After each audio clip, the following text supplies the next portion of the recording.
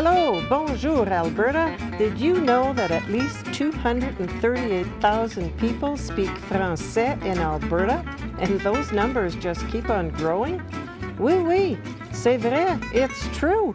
And thanks to Shaw TV Community Access Programming, we get to reach out to everyone to let you know all about special people, places, events, and activities happening right here in this great province, in both English and en français.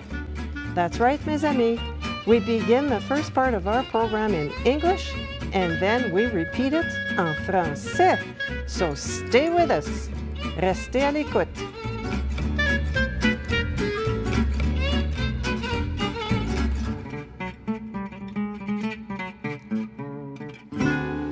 Hello, bonjour, Alberta. I'm Marc Lalonde. And I'm Anne Boiteau. And ours is the only bilingual community television talk show of its kind in Canada, produced here in Calgary since 2012, thanks to Shaw TV's Community Access Programming.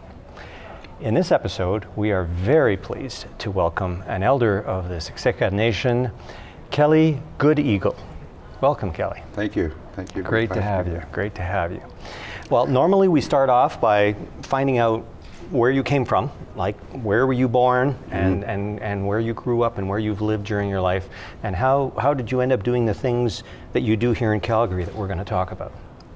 Okay, where I was born in Siksika on a Blackfoot Reserve. I lived there for 6 years, and my parents kind of got divorced, and then moved to Montana, and I was raised over there, and I did a lot of things there, and I helped produce a film when I was younger because I knew a lot about my area. And at that time, they were looking for my grandfather. His name was Tom Menigans, and he did a film with Susanna the Mountain was Shirley Temple, and they were looking for him to interview him for that film. And then they seen me, and just one thing led on to another, and we did a lot of stuff. And somehow I got to go back east. I went back east to go to school, came back out, and went back to school here in Montana, and then went home back to Canada, and I met my wife that one time there, and I just kept coming back. So I lived in Montana for a long time, then came here and started work here. So then you moved here, and you've been working mostly in southern Alberta? Yes. Okay. Did a lot of construction work as usually when I went to school. Then when I met with my mother-in-law and them, they got me because they're very traditional people. When I married them, somehow I got back into my roots, because I had lost a lot of it from going to residential school and being raised up in a white school. So you actually attended a residential school? Yeah, I actually went to two of them. Well, two Crowfoot School, then I went to Sunrise. And then after my parents kind of got divorced, we moved to Montana. Then I went to a boarding school there, but it was way different, so it was a lot easier. So, yeah. That sort of thing. You had an interesting story earlier when you were younger about head smashed in buffalo jump, and how you were involved in a filming there of the actual buffalo harvest, I guess, or hunt. We actually went down for a powwow on a rocket, and there was a film crew looking for young men with long braids and hair, and they asked me if I wanted to help do this production for the head smashing. So they got us all. We did a little, shots here and there in their breech cloths. But the most thing I found amazing about it when they actually showed a buffalo that was actually going over the cliff. Yeah. Oh yes. So what they did, they had a buffalo that was already, dead. was already dead. So they had us way up on top. They had the films facing up their cameras, and we were there. When they gave us the cue, we pushed the buffalo over.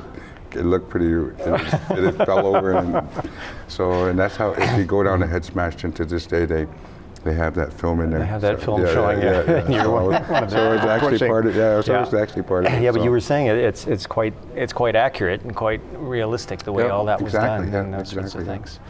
Okay, and you do a whole bunch of things here. Yes, you're also a traditional wellness. I work for a traditional wellness counselor, and how I got to be in that position, I've been with the Horn Society on my reserve for the last 25 years, and I've gone through 4 bundles, like 5 years for each bundle, and we transferred them to the next group so they can continue. It just keeps adding on how we go. And then I got involved with residential school program from 209 to 213, and with my about 3 years ago we basically let go of the horns because we graduated as elders. Okay. So on my reserve now, it was in front of like the whole tribe, when we had it. So I was announced as an elder. So with I have the right to run sweats. I have the right to paint faces. I have the right to give somebody an Indian name in public. I've done that twice already. I do a lot of home visits where I work. I work for Sheldon Schumer at the Sheldon Schumer building. We have patients or clients that come in throughout the day. We have the first of its kind. It's an $80,000 room. It's a smudge room where we can burn our smudges in the hospital. And now Lethbridge just had a grand opening for one of their, and so that's basically what we do. And I have a lot of patients that come to see me. I do home visits at homes. I go to the hospitals where they tell me to go. I smudge in their chapels, and then I go see the patients that can't come down. So you're a very busy man. So and also a lot of that, yeah. Then also do the jails, and then like for instance, last night we had even yesterday I worked a half a day. Then we had all our staff. We took them to a sweat out in Sotina last night. So we do a lot of that, and it's just been busy. So. There's a whole tradition involved in being an elder and being a counselor, and even to wear that headdress. I think a lot of people think it's just a decoration, but that's actually a badge of accomplishment to wear a headdress. Can you tell us a bit about that? Okay, in 1980, I received the right to wear my headdress, and it was two of us gentlemen that received them at the same time. It was the late Marc Senior from my reserve, and we had Elder Ed Caffrope Senior and Dan Weasel Moxon. So they were from the Blood Reserve. We received our headdress at that time, and the reason why I received it because I did a lot of stuff in my reserve. I've gone to China twice, gone to Amsterdam for representing our reserve, and I've gone throughout the States all over with our reserve, and in 2013 I got captured again for another headdress. So you say captured. It's a traditional. When you capture elders, will be in their regalias or with a blanket, and they'll have their drum, and they'll come, they'll dance, they'll sing, and they go around and they do a dance where they come by you, and then towards the end, when the song's almost over, they'll touch you on the shoulder and they'll lift you up.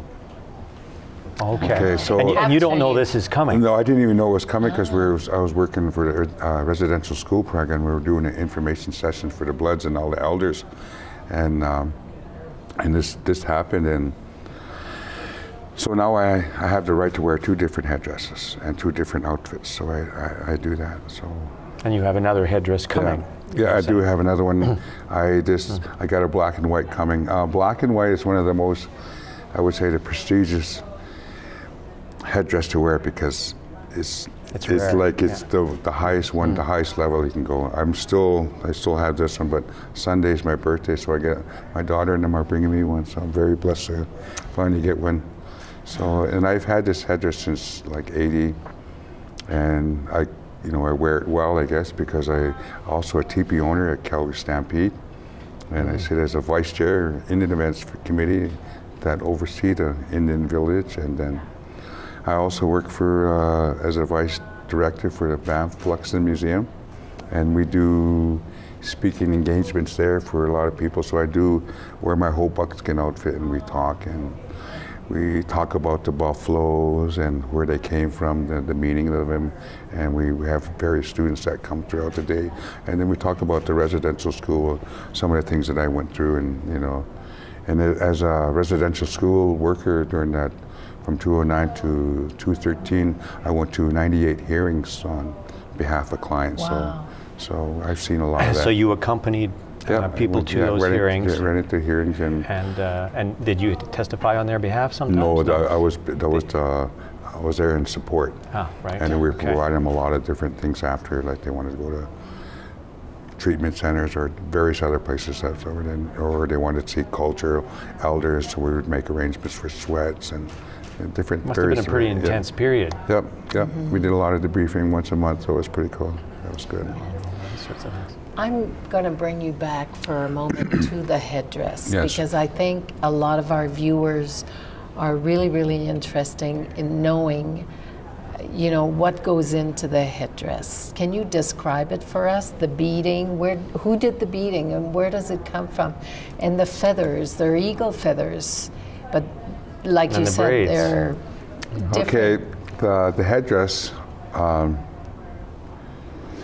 the feathers, how I got the feathers, I had to trade for all the feathers, and some of them were gifted to me. And then I had to go out and get a hat, and then once I had the right, they did the ceremony for me. They put a headdress on me at that time, but then I had to go Make build your one. own, get your own. So, and you have to accumulate all the materials. And being within my society that I have the right to make these. So I've made a lot for a lot of the chiefs in Saskatchewan, and out here I made a lot. So the beadwork itself, the beadwork was given to me by my mother-in-law, the late Maggie Blackkettle. Her Indian name was Ninainima. She in 1980, she's the one that initiated to get me to wear to have a headdress. That was her husband's design, and that was transferred to me. Somehow, when I met my mother-in-law, I seem to have taken the reins, you know, of everything. You know, like I guess in the son she never had. So you don't have any evil mother-in-law stories? No, no, I love my mother-in-law. No, so she really helped me get started, and you know, we've collected a lot of this, and I've built so many headdresses already. And right now, this isn't going to be redone. I have all new feathers already for it, and a new cap. So I'm just going to redo the whole thing. So I have the right to do that, and I've been doing that for quite a while. So nobody can have a headdress like you, right? Every design is unique. Yes, everyone is different. You said you were allowed to have two beading designs. Well, in 1980, when I got captured or received my first headdress, this is the design I had. Okay, I got captured in 2013 with the Headdress Society from down south. Okay, and that enables me to wear another one with a different design.